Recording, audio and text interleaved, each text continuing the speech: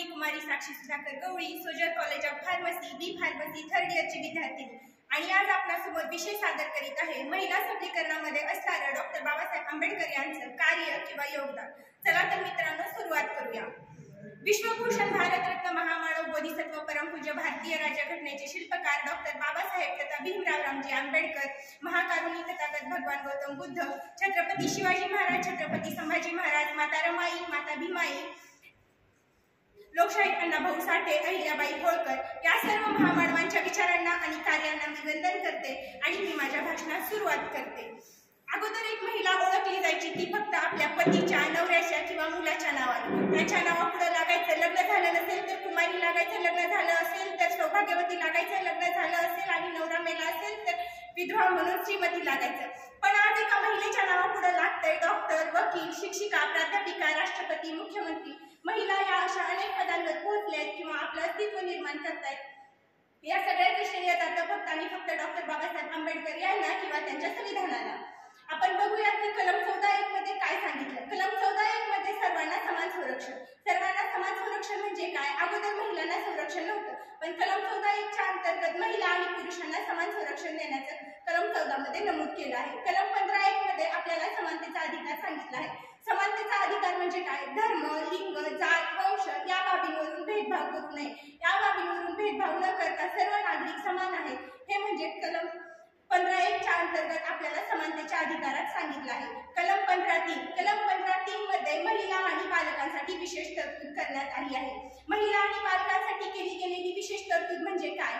तर त्यामध्ये महिलांसाठी विशेष तरतूद, लैंगिक समानता आणि शिक्षणाला प्रोत्साहन देण्यात आलं आहे। शिक्षणाला प्रोत्साहन, आज एखादी महिला कोणत्याही क्षेत्रात कार्य करते, कोणत्याही क्षेत्रात काम करते किंवा कोणत्याही क्षेत्रात शिक्षण घेऊ शकते, याचे श्रेय कलम 15(3) ला जातं।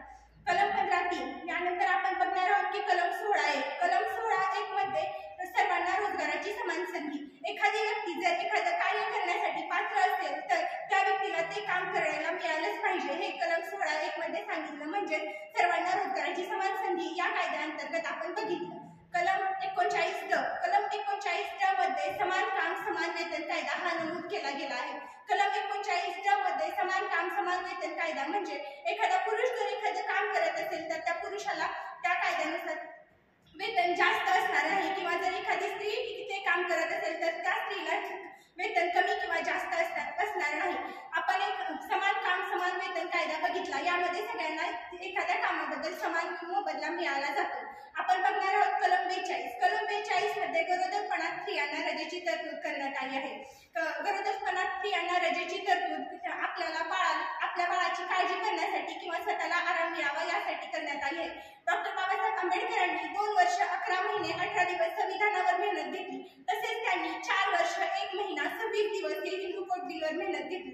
हिंदू कोड बिलवर मेहनत घेतली म्हणजे या हिंदू कोड बिल मध्ये काय सांगितलं हे आपल्याला बघायचं। हिंदू कोड बिल मध्ये त्यांनी सांगितलं, जर एखादा व्यक्ती मृत्यूपत्र न लिहिता मरण पावला असेल तर त्यामध्ये त्याचा वारसदार ठरवण्याचा, मिळकतीचा अधिकार, पोटगीचा अधिकार, अज्ञात पालकत्वाचा अधिकार, विवाहाचा अधिकार, ह्या सर्व गोष्टी आपल्याला हिंदू कोड बिल मध्ये सांगितल्या गेल्या आहेत। हिंदू कोड बिल या प्रकारे ज्या वेळेस हिंदू कोड बिल हे पास झालं नाही किंवा रद्द झालं त्यावेळेस त्यांनी 11 ऑक्टोबर 1951 रोजी आपल्या कायदेमंत्रीपदाचा राजीनामा दिला। या सर्व बाबीतून तुम्हाला त्यांचं महिला सबलीकरणामध्ये असणारं कार्य हे सांगायचं होतं। हे तुम्हाला समजलं असेल असं मी गृहीत धरते आणि मी इथेच थांबते। धन्यवाद।